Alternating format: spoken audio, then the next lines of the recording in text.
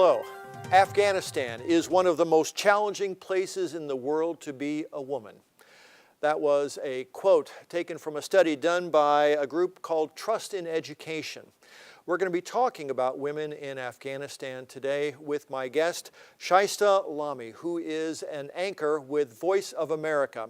And she is here at Butler University as part of the lecture series from Global and Historical Studies here at Butler.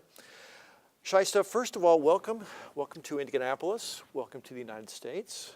My first question is that quote accurate? Is Afghanistan one of the most difficult places in the world to be a woman?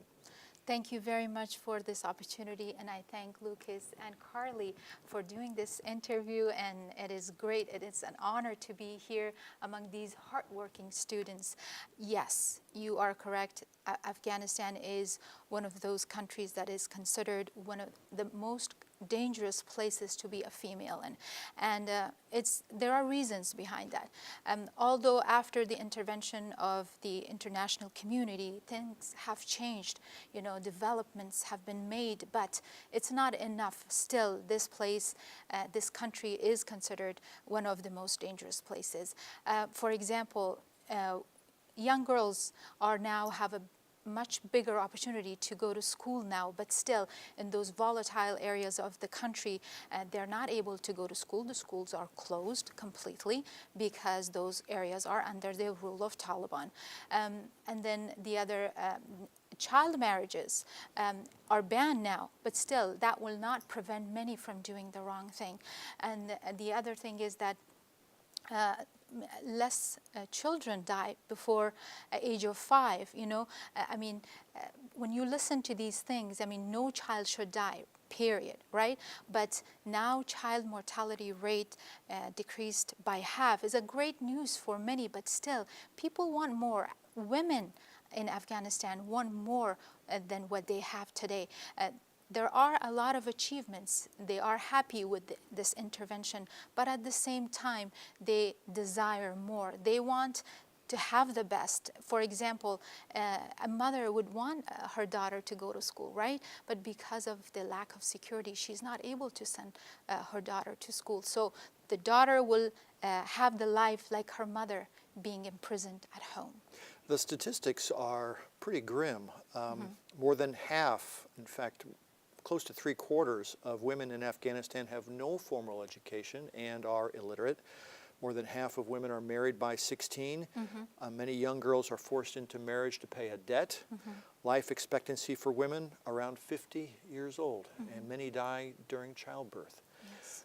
But yet in what I read, there appear to be reasons for optimism. Why is that? Because they're so strong. I've been working, on a lot of reports regarding women's issues, and this one certain theme struck me during this last 15 years that I've been working with Voice of America, and that is that a patriarchal force of oppression is being challenged by an incredible force of resilience from Afghan women. How they do it? Because they have hopes, because they have to try the best for their next generation. I talked to a father that was in one of those provinces, in the province of Kapisa. It's very relatively close to Kabul, but still there are some areas that are risky. I talked to him, I said, how come you're not sending your daughter to school? He said, I don't like it when people think that we don't like education. We do. We would love to have education for our kids, but if I know that my kid is not going to be safe, then of course I'm not going to send her to school. People are hopeful, especially with the involvement of, with the international community. But nowadays, the negotiation with Taliban and the negotiation with other armed groups, they're a little bit more fearful. And that's why we hear about Afghan women nowadays a little bit more than before, because they're again calling on the international community saying that, here, you've worked so hard for 15 years with us. You spent $700 billion on the different projects in Afghanistan to help. One of the most important justification for the intervention in Afghanistan was to help Afghan women. But yet, the most money went on the military work, on the military arena. But why not invest this money on Afghan women and Afghan children, the next generation of Afghanistan? So we see hope, but at the same time, they're a little bit disappointed also. Is foreign help looked on positively or negatively by the Afghan people? Absolutely positively, especially by women. But, you know, it's a post-conflict, religious, and very traditional society. So, of course, people that are very educated, people that are extremely against Taliban and are very open-minded, they still don't want to look at America coming to Afghanistan and modernizing that country. They like to hold on to those traditions that they were in for such long times. They're used to that, and they are protecting that very, very carefully. That is why if there's going to be a movement of change, first of all, it needs to be handled very delicately, and second of all, it needs to be gradual. Because all of a sudden, I mean, now international community knows that it worked so hard, so much blood and, you know, sweat into it, but still, you know, the government is not able to protect itself. When it comes to the rural areas, you know, government has no authorities whatsoever. And how important is it that that change that you spoke of be perceived as coming from within Afghanistan instead of being instead of coming from, yes, imposed from outside sources such as the United States? Exactly. I said imposed because many look at it that as such. So the only thing that can be, you know, positive and helpful and long-term and permanent will be through education, but within the context of culture and within the framework of the culture itself. If we come, for example, when I go to Afghanistan, I have to wear a scarf because that's something, that's the norm in that country. And I want to respect the norm. But when I'm here, I don't have a scarf, you know, and I present the news without the scarf too, although it is being aired inside Afghanistan. It shows them that you respect us. And when us, United States, we are going within a country and we are trying to make them, you know, another country like another country in Europe within a certain period of time, few years, that's not going to work. It must be gradual. It will take decades and decades, especially for Afghanistan. Are you optimistic? Absolutely. I am one of those people that are always look at the glass, that I always look at it half full rather than half empty. Have you seen positive movements during your lifetime? Sure, why not? We've seen women coming out. I will be having a presentation at 7 o'clock from 7 to 8, and I hope all the students come and join us there.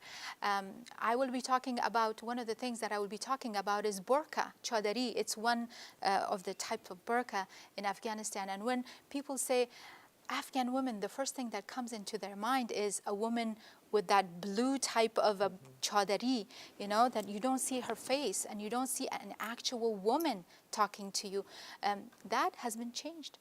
A lot of beautiful faces has been attached to those you know, burqa, and now those women are very progressive. They are appearing on TV, they are on media, they are working as entrepreneurs, they are having NGOs, they're like bridge between United States and Afghanistan to join both countries.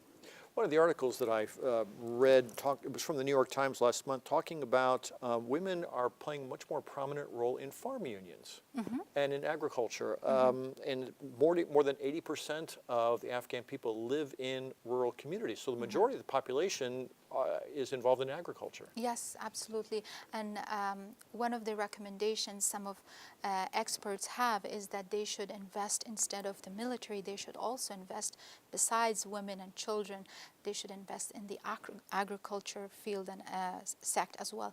Because, as you said, 80% of the people are living in those rural areas, but at the same time, 95% of those areas are not secure.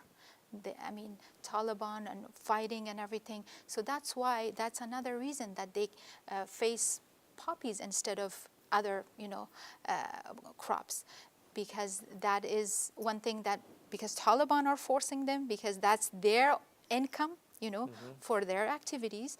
And on the other hand, it will give them a little bit more money than the regular crop.